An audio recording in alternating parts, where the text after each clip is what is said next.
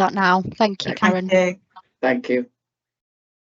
So welcome everybody. Just to confirm that this meeting is recorded and it's a meeting we hold sort of in public, because anybody can view this. It will be, I think, available on the Trust website later for people to look at. So we may have some new faces this morning. If it's your first representation committee meeting, welcome, and hope you find it interesting. Please do feel free to put your hand up if you know how to do that on the technology. If not, wave, try and catch somebody's attention, and we'll see if we can invite you in. So some of us are more confident than others in speaking, and we'll try not to talk too much to give those of you that are still developing your confidence in speaking on these forums time and space to do so. But as with only a few of us in the meeting today, we should have plenty of time for everyone to raise their issues, and I look forward to hearing from you. Okay, so first of all, just to mention about apologies, we don't individually say all our apologies. They will be listed in the minutes, and you can see them there. But if you can't get to any meeting, then please do ensure that Sam knows, and we can make sure that's recorded. So shall we go to the Declaration of Governor's Interests? This is a list of where we might have other things we do, maybe for other health organisations in the area or charities, but it's just about being transparent and ensuring we've got no conflict of interest, really. So that's there for your information. It's updated, and if there are any updates, again, please do let Sam know. I can't see any hands raised, so I'm going to just... No, I've got a hand. Oh, sorry. I've got... Missed it, Carol. I can't find my little icon to raise a hand today. Okay. I don't know where it's gone, so I've got to do it physically. Okay. My declaration of interest isn't on, I noted. Oh, okay. I know it was very recent. Please let Sam know then, and we'll add it. Yes, okay. Thank you. Michael, were you waving? No. Okay. Debbie, just for the purposes of running and chairing, helping you to chair the meeting, can I just remind everybody in attendance that in a live events meeting we don't have the hand facility. So as I've put in chat, can you please put a C or a Q in the chat facility so that Debbie can pick up on it from there? Thank you. I know you say that, but my chat isn't showing at the moment, so I just need to make sure it is. Okay, right. I've adjusted my settings so that I can see the chat. Right, can we move to the minutes of the last meeting? We are requested to approve these, but they've been sent out earlier. But if there are any matters of accuracy, please feel free to raise them, or if there are any matters arising from the items that we won't cover in the agenda later, again, you're welcome to raise them at this point.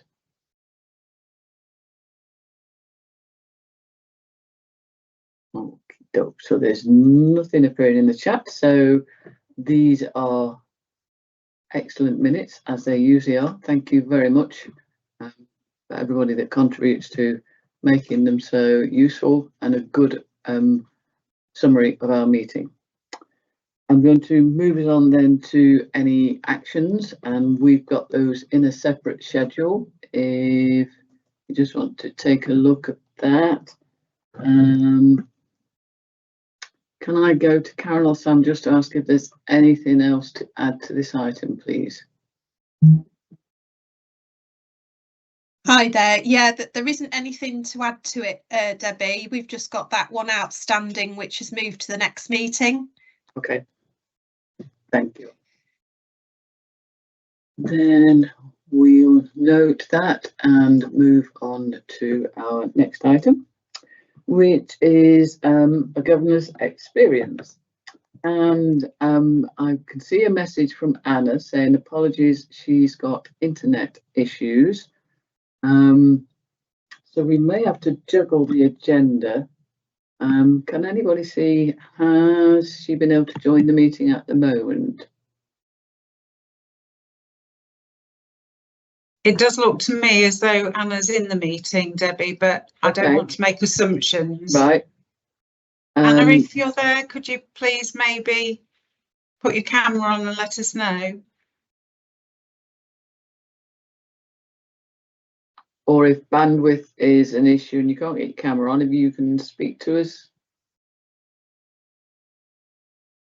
Okay, what we might need to do is juggle the agenda then and see if Anna is able to join us later, and we'll come back to that item. Does that sound okay? It would be excellent to hear from her, and I'm sure she'll keep trying to join us. Right, can we move then to item 2.2, which is the Governor and Membership Delivery Plan? And Sam, can you take us through that, please? Yes, of course, Debbie. Thank you ever so much. Governor Membership Officer Sam speaking. So with the Governor and Delivery Plan, Governor and Membership Strategy Delivery Plan. This is all of the actions that are coming out of the strategy from 2022 to 2027. It's updated at every meeting, and as much as you want to have a look through, we take it as read unless anybody wants to ask any questions about any of the actions or they've got any ideas in relation to the strategy plan. So it's over to the committee really, Debbie, to ask any questions that they want to ask.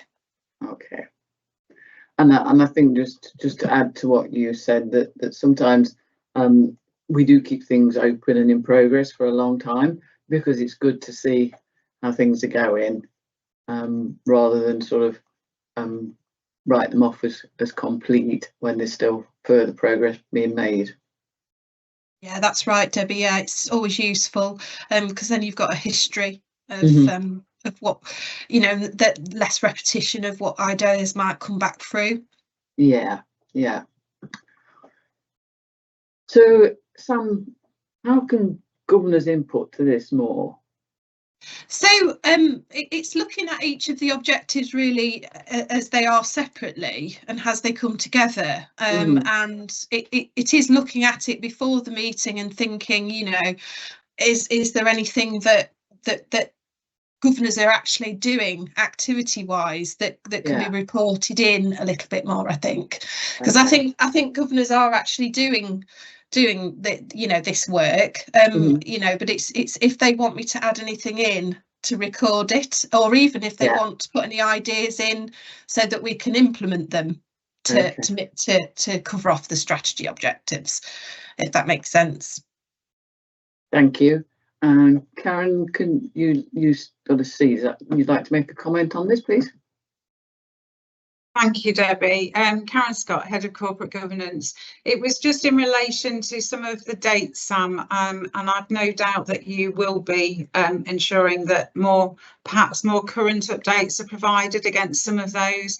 Some of them that are currently in progress, the updates were some while ago, so I think it would be helpful to make sure that we get some more recent updates so that it remains as live as possible. But I've no doubt that you'll be addressing that. Thank you very much. Thanks, Karen. Thank you, Sam. We will note that then, and I will encourage governors to have conversations with you or correspondence with you about that to try and keep that as live and as fresh as possible. Could we move on then to 2.3, which is the governor election schedule? Sam, could you highlight the key points to this for us, please? Yes, absolutely. So this paper is the Governor Vacancy Report and Election Plans. So this is forecasting the next election for the summer, and it's for governors to receive this document. And you know, if you want to comment, but the election seats are all listed, ready for the elections to take place. I've currently worked with Civica, which is our independence election, currently for a schedule. And I've also worked with the communications team on an election plan of activities to be able to get invitations from candidates, etc., and encourage people to stand. So again, it sounds as if I'm asking the governors again, but unless there's anything in there that they want to add or any ideas to this plan in terms of us getting more candidates, yes. It is quite extensive as it is, and we have been building on what we've done previously. So some of the governors may be aware that we did a by-election recently. So we've used the plan from the by-election and the lessons learned to try and encourage from that. For more candidates to come forward. And so what it doesn't show, sorry Sam. That's right.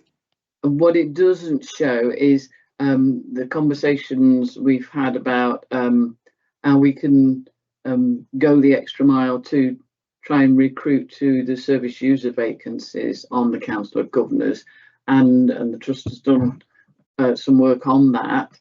But it would be good to hear a little more sometime about what's been done and what's planned to be done.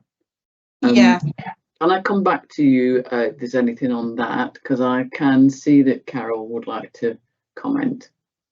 Yeah, I mean, with the service user, we've got obviously the 3 seats that we need to fill. We only filled one last time, and we did a lot of work in inpatient areas. And I think the move towards community and rehabilitation areas and working with the associate directors to enable them to filter it through the culture of the organisation would be a really good way to go.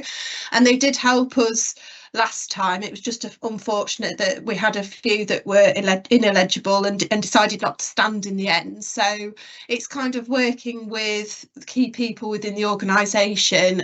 One of the things that the associate directors helped with last time is putting me into contact with key activity groups within the services, and so it's targeting those again that are happening during the election period and then the lead up. So hopeful that we can get out there to our patients and carers, and also as well the criteria that they would have had to have been a service user or a carer within 5 years as well gives us some scope to possibly contacting through the public promotion, because it means that they're not necessarily still part of our services. So there is that way to go as well, Debbie, if that's helpful. All right, thank you. And there's some helpful comments in the chat that I know you'll pick up on also, Sam. Carol, could I come to you, please? Yes, I know there's an awful lot going on, and I know that there's so many engagement events, etc., but I wonder, does the Trust ever do anything as simple as a road show? So going around the different constituencies, just showcasing the work of LPFT, the wards, the engagement work, and recruiting governors. I just wondered, if that's worth considering, just in the summer, an hour in North Kesteven, an hour in South Kesteven, a sort of an LPFT roadshow, because as I keep saying, I do think that the LPFT is one of Lincolnshire's best kept secrets. And if you do talk to people, say, in a shop or on the street about, you're a governor for LPFT, they say, what is LPFT? Yes. And I just wondered, if a simple roadshow sometime about the enormous excellent work that LPFT does across the county, its different arms of work, just sort of a very simple presentation. Yeah, I think Karen's got some information she can add to that for you, so I'm going to go to Karen. Hi, thank you, Debbie. Karen Scott, Head of Corporate Governance again. Carol, it's a really good suggestion and actually links in really well with some of the work that we have alluded to previously in the recent past with governors about some engagement events that we're intending to support governors with in their constituencies, in showcasing some of the Trust services at an event which we invite members of the public and members of the Trust and others to, and gives governors an opportunity to engage with their constituents more effectively and more frequently, and also gives us the opportunity to talk about our services. So perhaps we might, in rolling that programme out, we might focus in the public constituencies first, in bearing in mind your comments, and tie in with the public governor constituency elections. This is a perfect opportunity for me to plug this Thursday's Governor Development Day, when we will be talking predominantly about governor engagement, both internally and externally. So if anyone hasn't been able to confirm one way or the other, please do, and please come along on Thursday, because we'll talk more about that and have other suggestions. But yeah, long way round to saying great idea, Carol, and I think, you know, is a perfect route into what we're already considering. Thank you. Thank you. And I can see some helpful suggestions in the chat about opportunities provided by public events, possibly speaking with the Every Voice Guardian, and scoping out what events are taking place around the county so that we can attend. Sam, if you'd like a last comment on this, and then I'm going to suggest we go back to item 2.1, because the good news is Anna is now in the meeting with us. Great, thanks, Debbie. Now, I just wanted to thank Carol for coming forward and, you know, sort of bringing that to life in terms of a really good idea and the work that we're expecting to do in the future. The other thing to mention, in addition to what Karen, because I'm fully in support of what Karen said about the development day and the governor engagement piece, but we do governor information sessions, and we do want to canvass with governors the idea of extending them to online membership as well.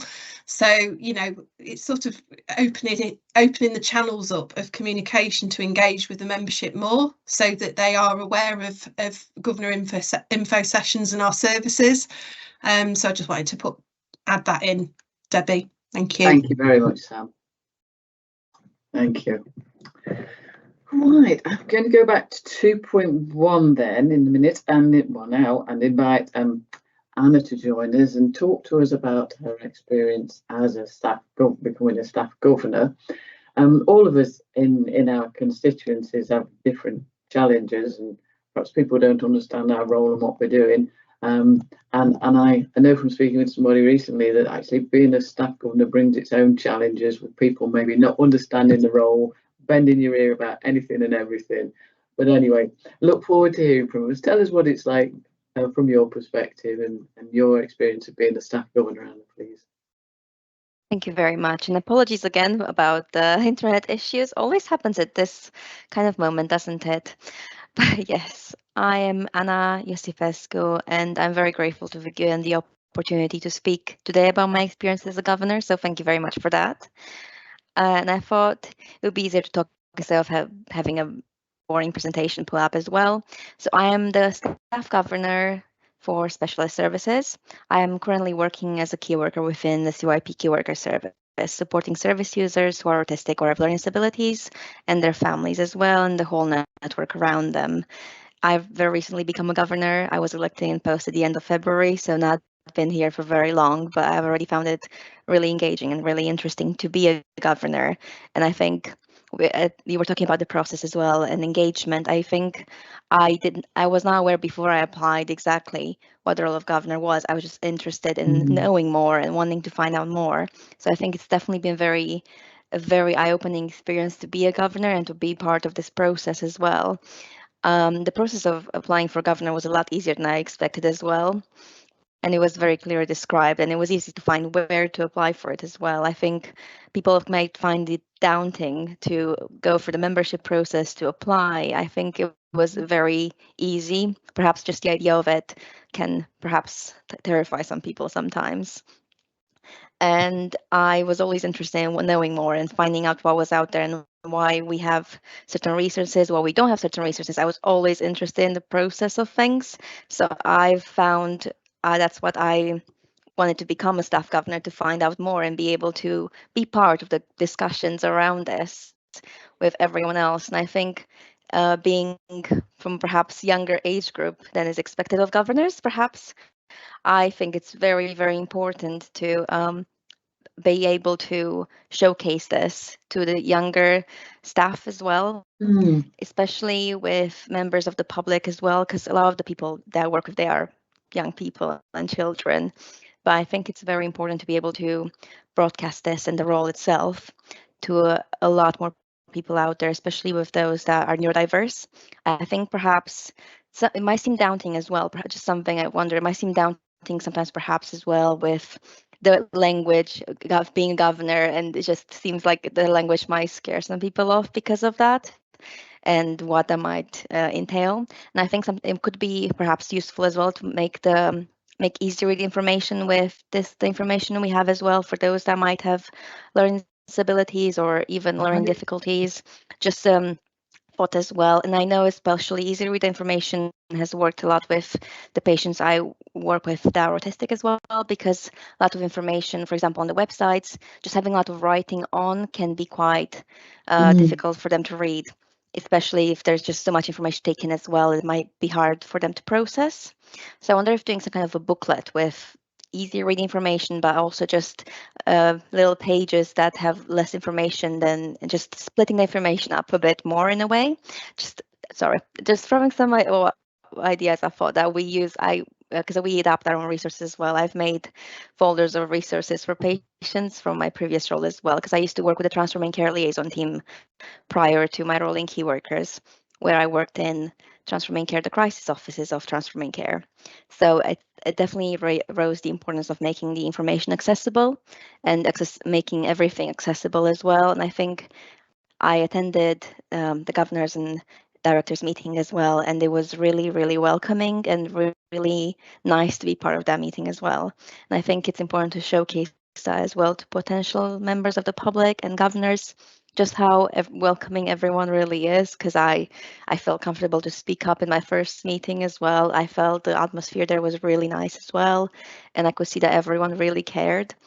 So I think it's showcasing that everyone does care, and it would be a good idea for everyone to be able to raise their voices.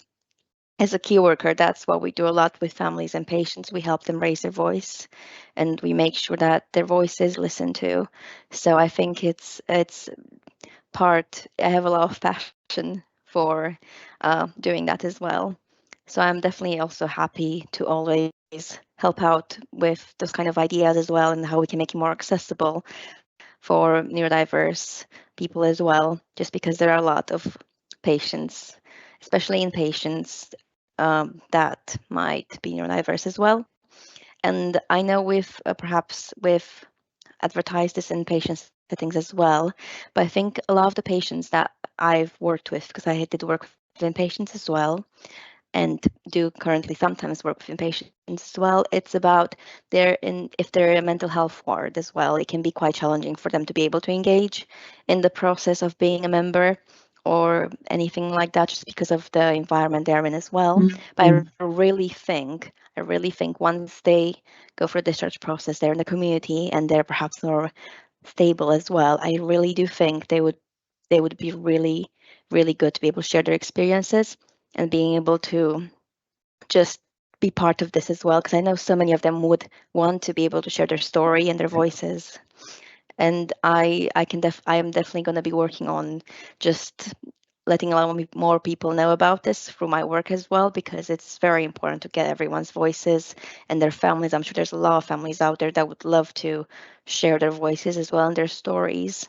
And I think just making the process less scary, because I think just the Council of Governors, the presentation committee, it kind of invokes sometimes, doesn't it, that kind of scary, it's going to be a scary kind of meeting. I don't know, maybe it's just something I'm thinking about, but I definitely feel like that would be the case for a lot more people as well. So I wonder if just making it seem in a way less scary as well by doing those booklets, making the information accessible, and just promoting the openness and transparency that I found, at least, and how helpful everyone was when I went to those meetings, and going to meetings now, being asked to do this as well. Definitely very grateful for that. So I I hope that we can continue to reach out to more and more people through this work, and I'm happy to help out any way I can with that as well. Oh, thank you very much. It's lovely to hear your experience, and you know, I'm delighted that you are welcomed, and our aim is that that's every governor's experience, every member of staff's experience, every patient's experience, every carer's experience. You know, it's so important that the values that we subscribe to are experienced in reality. Thank you. And if there's anything sort of else you think of that we can build on based on your experience, again, please do suggest it. Like through Sam, myself, future meetings that you come along to. It's a good point about it can seem a bit scary being at these meetings, and we perhaps need to just think more about, you know, how we can just help people with that. It's great to see you're confident and you can speak and share your experience, so thank you. So I'm just going to have a look at the chat and see if there's anything we need to pick up there. Can't see anything in the chat. So I'm going to thank you very much for sharing that. And maybe we'll just have to think about how we communicate the work of these meetings on the website, and if there's some way we can produce something that is understandable to people that don't want lots of detail and information. So we'll have a think about that. Thank you. I'm going to move us on then to our next section, item 3.1, involvement activities, and invite Linda to talk to us about this. Welcome, Linda. This is always an interesting part of our meeting, and we enjoy hearing from you. So could you sort of highlight some of the involvement that's going on, please, for us? Debbie, I've just looked at the attendance and I can't see Linda's name in there. Sam, I'm not aware if any you know who's covering this item for Linda. It was Linda that was covering it, Karen. And she's not in the meeting, is she? So can we always try and call her in? Could you just do that? I'll try and call her in, Debbie. Perhaps we could maybe move on to the next item while I do that. Would that be agreeable? Right. That would indeed, yes. And so that is 4.1, the forward plan. I'm just trying to load that on my other screen, if you just bear with us.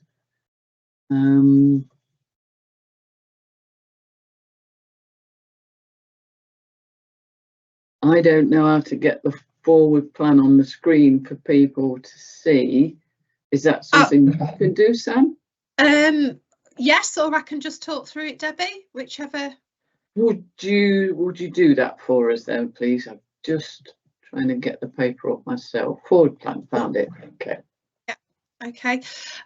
Okay, so just to go through the forward plan of developments then for the governors, this is a sort of comprehensive list of things that are going on in terms of formal government meetings, informal events, briefings, our board of directors meetings, trust events and external events. So they're all colour coded on here.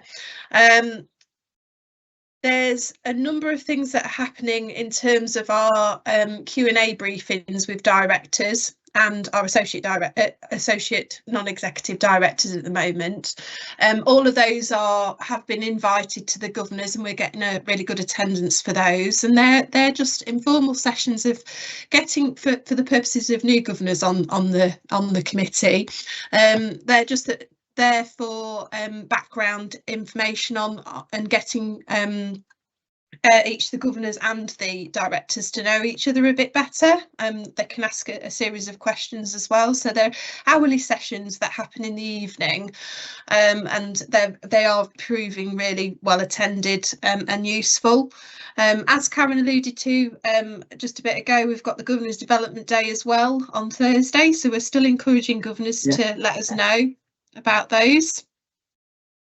And one thing that isn't on here, which I would like to draw attention to, is the Virtual Governors Focus Conference, which is happening on the 9th of July.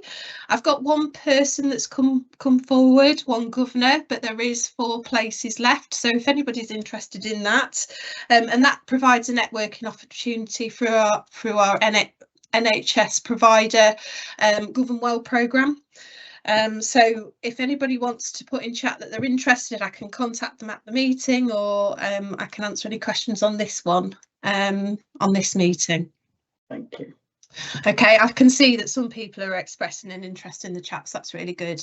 And apart from that, it's all listed there. The more comprehensive, because this will only go so far, so it's always been added to as we go along. But the Governors Fortnightly is a really good newsletter for the governors to look out for, that happen every 2 weeks on a Tuesday, and it just gives you a more in-depth update on what's going on. So unless I've got any questions or comments, I'm happy to just take that as read, really. I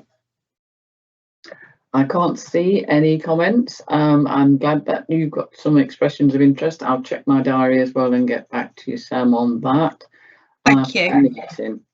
I'm delighted to see that Linda is with us now. So going to go back to Linda and invite her to share with us some of the significant work that goes on with involvement with everybody within the trust, but coordinated by the involvement team. So over to you, Linda. Thank you. Yeah, morning, Debbie. Good morning. Morning, everybody. Thank you. Apologies, I must have been on the wrong link. I did hear you all, but I was obviously on the wrong link. So yes, morning. I'm Linda O'Hara, and I'm the participation lead for the trust.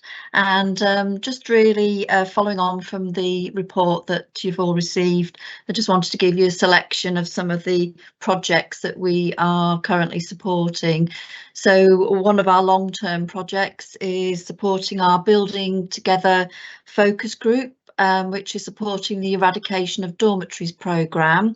So the group are at the moment concentrating on the Norton Lee site in Boston, and the members of that group continue to play a vital role in the new development as we start building.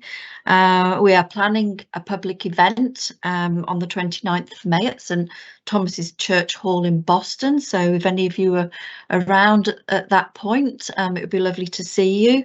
And some of the members of BTFG will be joining us as well.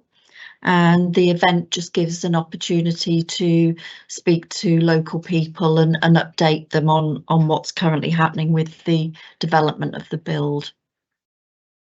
And moving on to our older people and frailty services. So we are currently entering the second phase of engagement by planning some events that are taking place throughout May and June this year. So we are supporting the older people and frailty team to deliver these. This also includes visiting lots of local support groups, as well as having 3 public events. One of those will be virtual. And one of the events will be taking place at Witham Court. And again, you're more than welcome to join us. And we are starting up a new stakeholder group, and that's going to be taking place on the 15th of April. And we've invited a number of different stakeholders to join us on that day. And more recent times, we've been reviewing the trust values. And so between the 5th of January to the 8th of February, we visited all of our wards, 11 wards, and we also visited 4 of our community groups across the county to ask them about some feedback on our trust values, and really just to ensure that they make sense and they're still valuable to people who perhaps are external to staff. And so we got some great feedback. On the whole, most people said that they understood our values. and ultimately we're hoping to align those to our updated trust strategy. So overall we engage with about 130 different people, and we've already delivered a presentation to our senior management on that feedback, and we've had some great suggestions, and there is potential, I think, towards the end of the year to look at developing a patient charter, because I think lots of people did say they weren't quite sure what the trust values were, who they were aimed at. Was it just staff or was it broader than that? Yeah. And actually people did think that it would be quite good to have a patient charter as well that people could view when they receive our services. So that's something that we're looking to develop later on.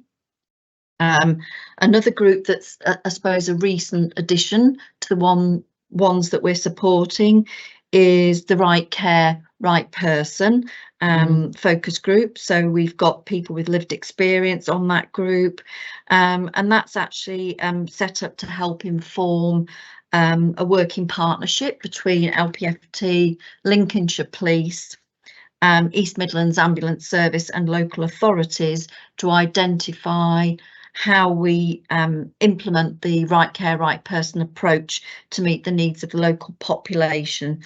And representatives from that group also attend the multi-agency tactical group as well, and that's a monthly meeting. We've got one this afternoon actually. And then moving on, we are receiving regular requests from our managers for support with service user and carer involvement in staff recruitment. And just recently, last week, we supported an expert by experience panel for the Associate Director of Estates and Facilities vacancy. Oh. And we received really good positive feedback from both staff candidates and actually those who are involved in the process. Mm-hmm. And I know that one candidate commented recently that it was one of the reasons he wanted to work for the trust, because it showcased our values by having experts by experience, you know, heavily involved in that process. So that was really good to hear. Yes, and so yeah, think just really thinking actually that I know we've got some new governors, and it's just an offer, but I wonder whether it would be useful, because I've been doing this an awful long time, presenting at this committee and sort of the committee that it was previous to this, and I'm wondering, as we've got some new governors, whether it might be useful for us as a team to deliver a brief, if you like, presentation on what we do and what our purpose is, and how we involve people. So that's just an offer really. And finally, just really, if there's any questions, please let me know. Thank you. Thank you, Linda. That's an excellent offer, and something we do, I think, that governors would like to think about. Is just a question of which space and where, because there are lots of different opportunities where we could schedule that to happen. I'd particularly like to say thank you to the participation team for the engagement work. One of the joys of being as a governor is sometimes we hear people saying we were listened to, or I felt listened to. And you know, I don't think we can ask for anything more, really. We might not always agree with what people say, or they might not always get the right outcome that they want, but to be listened to and to be heard is so very important. And it's good to hear that we continue to work at creating spaces to make that happen. Thank you. Thank you. So yeah, Helen also thinks it'd be a good idea to hear from you, as does Anna, more about the work of your team. So I will, after this meeting, liaise with Karen and Sam, and we'll have a think about how best to do that and where we can schedule that to make that happen. Okay. Thank you. There are no questions or comments for you. Oh, hang on. Carol, can't see. Oh yes. Or other work events is very impressive. Carol would like to add to the feedback to you, Linda. Okay. Well, thank you very much then. I'm going to move us on to the next item, if that's okay with everybody. We've looked at the forward plan, so we'll go to the iLog now. And Sam, can you talk to us about the iLog? I don't know whether everybody knows actually what the iLog is. So perhaps you could just remind us, please. Yes, of course, Debbie, thank you. Yeah, so the iLog report, it's where we're reporting in any sort of issues, innovations, ideas that have come in through the membership to governors or through members of the public. And the log is a record of what we've done with them and how they've been progressed in the organisation. And although we've only got one on here, it was a very good one, I must say, because there was a lot of governors and members that were saying the same thing. So, you know, it's good to have that coordinated voice to put these in, and I would encourage governors to come forward with these to myself.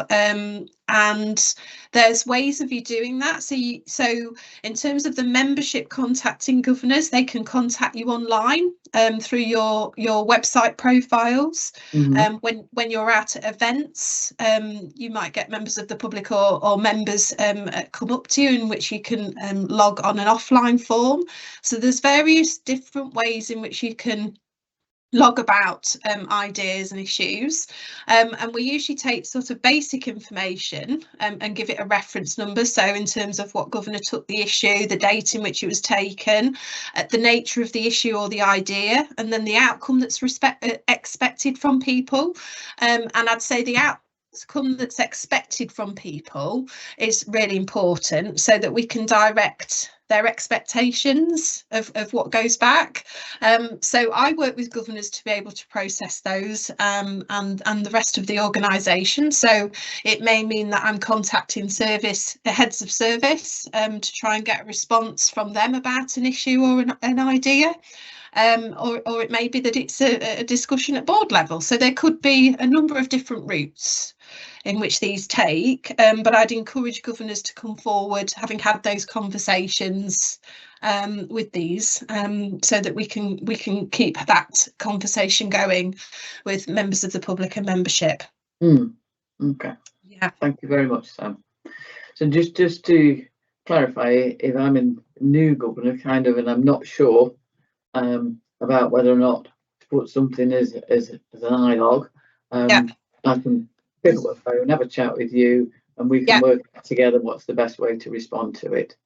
Yeah, absolutely, because if it's not considered something that we can progress ourselves within the team, it will be noted and signposted. So, for example, it could be classified as a complaint or a grievance, in which case we would signpost it to that department. So it would come in as a record, and something would be done with it. And anything can come in. So I'd encourage, even if you're not sure that you know how we're going to deal with it, I would encourage you to bring it in anyway, so we can have those conversations. I'd hate to think that we weren't listening and taking record of things that our members or the public are telling us, basically, through this process.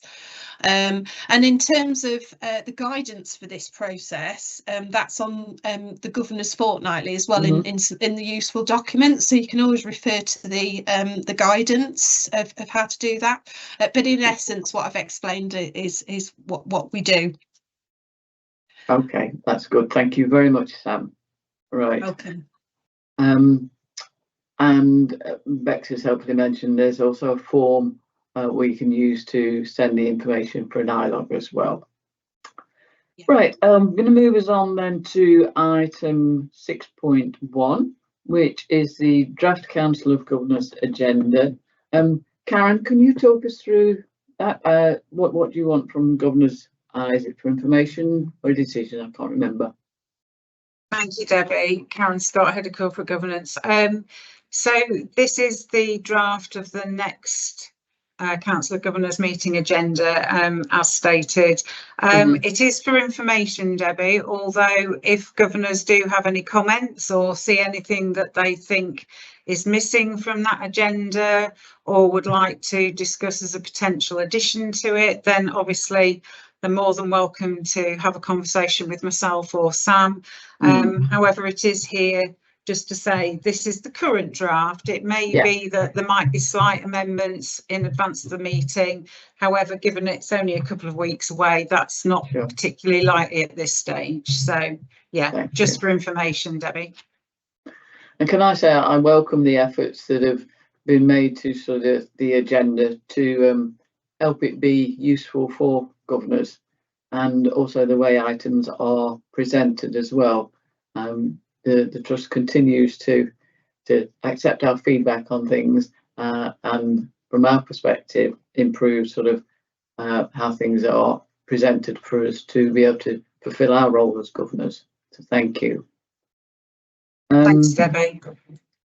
Great, we will note that then, and it will move us on to item 6.2, which is the Better Together membership magazine. Is Jo in the meeting to speak to us about this? Yes, hello Jo. It's going to be Holly, Debbie, just replacing Jo because she's on leave today. I can see you now. Hello. No problem at all. Morning, everyone. I'm Holly Aidstop. I'm the Communications Manager at the Trust. So, yeah, this paper is for information.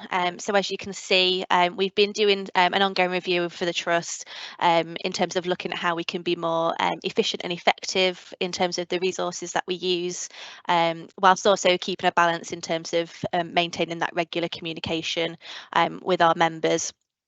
So we've taken a decision after careful review to change the way that we produce the Better Together magazine. So as you'll be aware, we currently do 3 editions a year. 2 are printed and 1 is an electronic version. So from January 2025, we will be changing that and shifting to 1 print copy of the magazine each year, and that will be our summer issue because we use that to advertise our APM, our annual public members meeting each year. And then we will be moving the rest to electronic newsletters. We will, as part of that, be adding in an additional issue. So we will have one at the start of the year, a spring issue, the summer one which will be print, and then an autumn issue which will be also electronic, and then we'll be incorporating sort of a brief winter Christmas message as part of that as well. So for the next few printed editions for this year, we will be including a letter in the printed versions that will go out to the members just to make them aware of these changes, and also to encourage them, if they don't believe that they already have their email address on file, to make sure they send that through to the government membership team, just so that we can make sure that people are receiving the electronic versions as well as part of that. You'll also see as part of the paper, so we've included the timelines, the timescales for the next few editions. So our next one will be the summer issue, which will be distributed at the end of July. And on that paper, you'll also see that we've included a content planner with the initial ideas and planned articles for that edition, and we'll be building upon that as we get closer to creating the content for that edition. The next edition, the most recent one, will be is currently in production and will be sent out at the end of this month. Okay, thank you.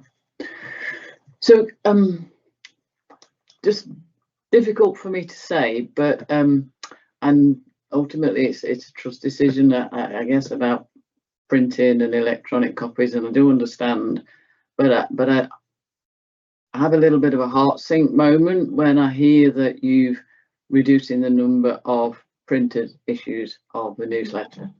And my reason for that is I continue to meet a lot of people that can't access information electronically, and also for, you know, it's just such a great way to communicate what the Trust is doing. I know it might save you a bit of money, but we need to balance what's more important, saving a bit of money and perhaps a bit of time, with communicating about the excellent work, the changes, the projects that are happening in the trust. And you perhaps consider that, but I do find myself wondering, what engagement process did you go through in having that, in making that decision? Was it something made by the comms team? Was it discussed by the board? Where does that decision sit about the members' newsletter? Absolutely, and I'll bring Karen in shortly, because I know that Karen was involved in this review as well. But I think so. We've looked quite carefully at what other foundation trusts do and where we sit in terms of what they produce against what we produce.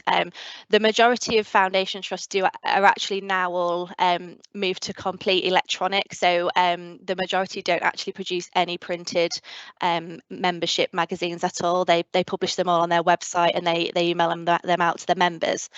So I guess the benefits for us are we are keeping that printed edition as part of this process, and also adding in some additional copies as well. But Karen, I don't know if you wanted to add in terms of the review of that. Thanks, Holly. Thank you, Debbie. It's a really good question, Debbie, and as I hope you might imagine, it wasn't just a quick decision that was made just in an attempt to save some money. We did have some internal discussions. We haven't had anything more broadly in terms of your question, communicating with the membership.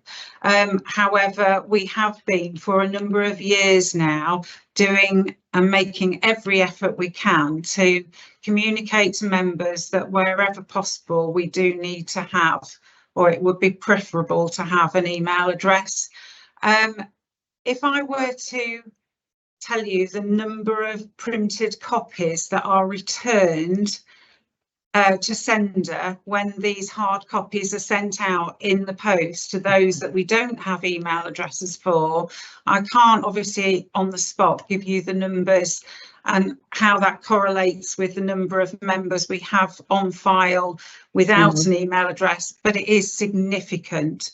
And so this is not just about a cost saving in terms of printed copy, but also costs of postage, of not actually it being received by the intended recipient, because they've either gone away, not known at the address, not informed the trust of that. So we have no way of communicating. We can only keep our membership as up to date as the membership lets us know about.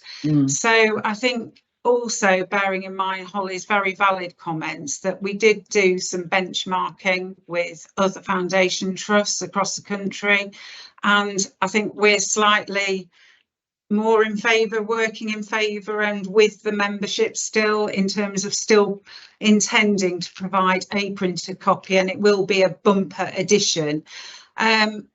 So I'm not really, I guess that's not the answer you necessarily want to hear, because it's not actually giving you an answer about how we continue to communicate with those not on email. But we can have further discussions about it. This isn't cast in stone, but it is a commitment we've made for this year or the next year at least. And I think we need to potentially, we're communicating with the members in advance of it to advise them. So in the next hard copy, we will be seeking everyone's, that they let us know how to communicate with them. And I think we just need to test it out and see what feedback we get. So there's comments from Helen. Some people get lots of emails and might get missed. Jackie, I'll invite you in for a comment, and Anna suggested might be helpful to text members with the link if we've got that as well as an email. So Jackie, over to you, please. Yeah, I think it is just worth remembering that during the COVID-19 pandemic, we removed all leaflets from everywhere to reduce infection control, and we stopped sending out leaflets, and actually we didn't have any issues. And I think we make assumptions that certain people cannot access emails and things without actually having the information to back that up. And I know a couple of people who particularly like paper copies, and we do send them paper copies in older adults, but the vast majority of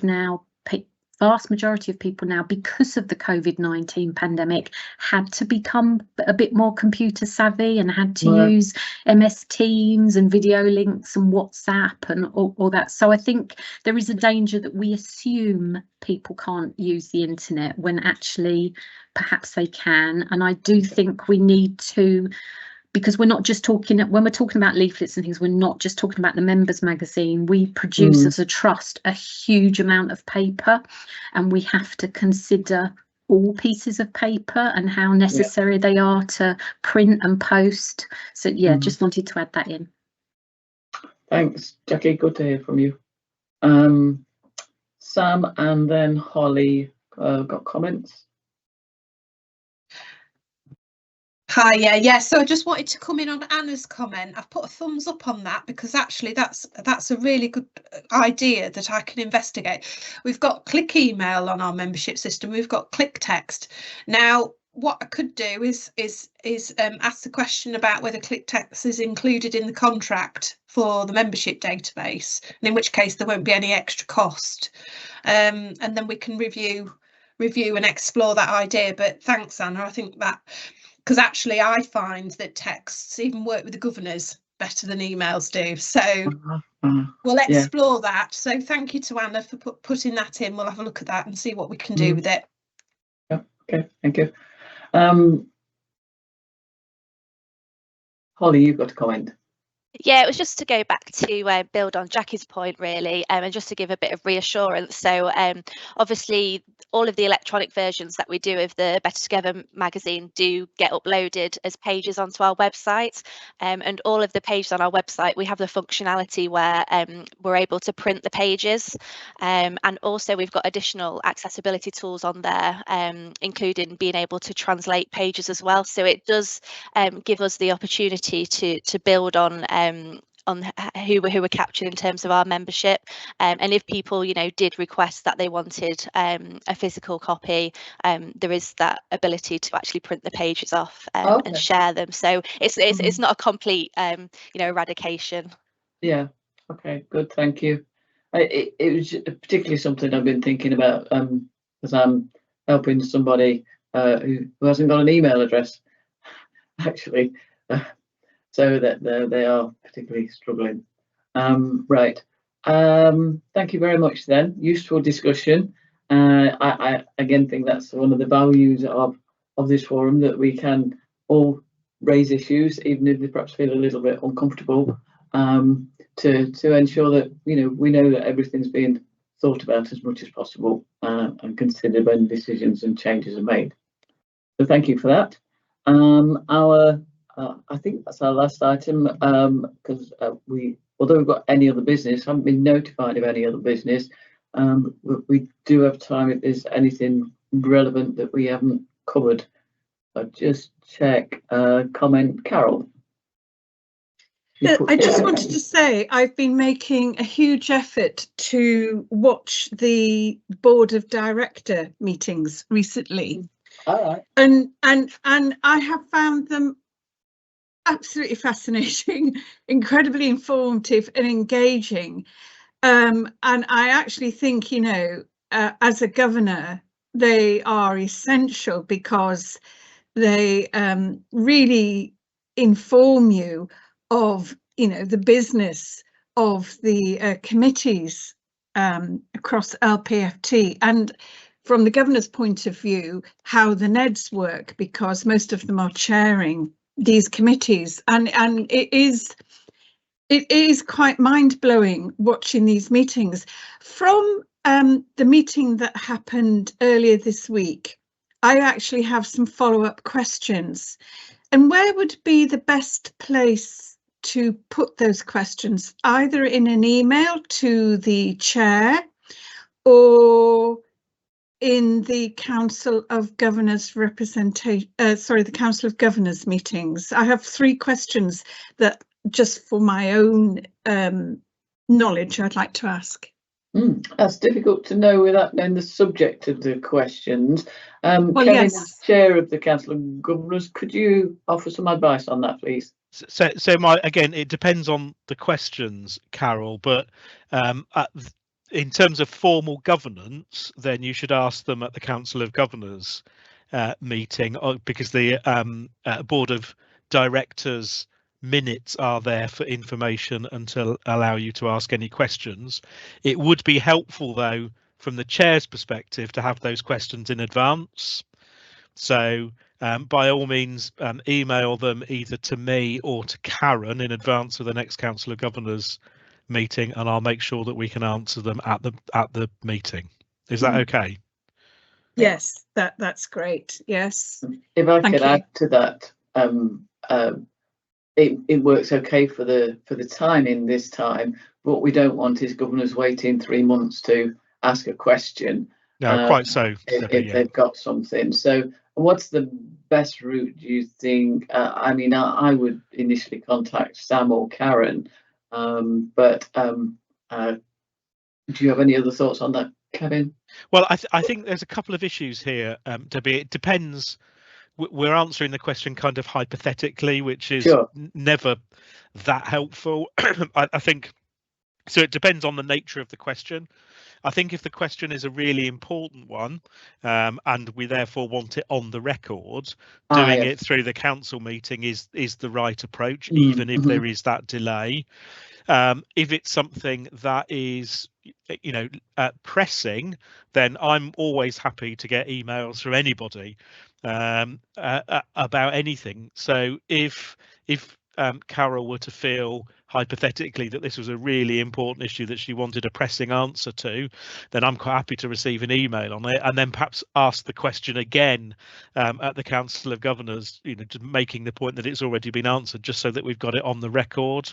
Because I think it's important that if governors want to raise issues arising from Board of Directors meetings, that we have a proper record of that. Yes, I think just listening to this conversation, I think I know what I would do. I think I would probably email Sam and Karen and copy you in, Kevin, because I think some of my questions are comments that I would want to carry on. Had I been in that meeting, I would have joined in the conversation, and one of them is a pressing question. Okay. That's perfectly fine then. I'm happy to take it that way. Yeah. And then we can refer to it at the Council of Governors meeting, and make sure that it's properly minuted and all of that. And we tie it up nice and neatly. But fine. Good idea. Thank you. Lovely. Thank you.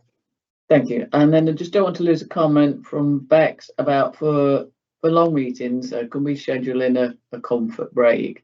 I think as chair, you do that sometimes, Kevin, for the Council of Governors. For representation, I think because it's only an hour, we probably don't need to schedule in a break for this one. But we'll certainly have a think about scheduling a comfort break for longer meetings. Bex, did you want to add to that? It wasn't adding to that, it was a comment from an email that was sent out recently to all governors with regard to replying when invited to a meeting. And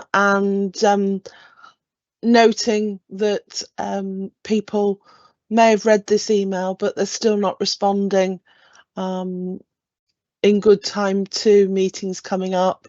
And responding at all to an invite to a meeting, which in the way I feel about it is that it is good manners to respond when you're invited to a meeting. And even if you say you've got the term where you can say that you're unsure whether you will be able to make it to that meeting or not, it's not always just about a plain yes or no, but sometimes it is.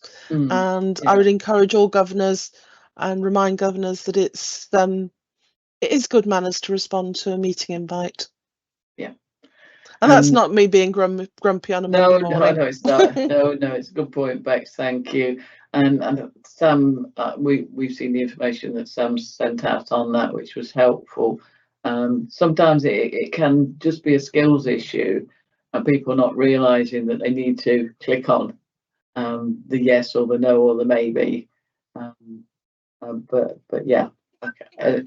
Sam, did you want to add anything to that? Yeah, if I could just add, please. I can't hear you, Sam. Can you hear me now? That's better, yes. Yeah, I just wanted to add and reassure governors, you know, that if they are struggling IT wise, for them to please contact me, even if it's just by old fashioned calling, so that we, you know, because I understand that contacting me through the email might be the issue. So yeah, just give me a call on the phone and we'll talk about whatever the issues are, because attendance at meeting is really important, and I'm pleased it has been mentioned. Yeah, so I'm here. Please do contact me if you've got any problems. Good. Thank you very much, everybody. Then, been a good meeting. Look forward to the next one on the 8th of July, and hopefully we'll get more of us along to that. So thanks again, and I wish everybody the best. We will close the meeting now, however that's done. Thanks, Debbie. Thank you.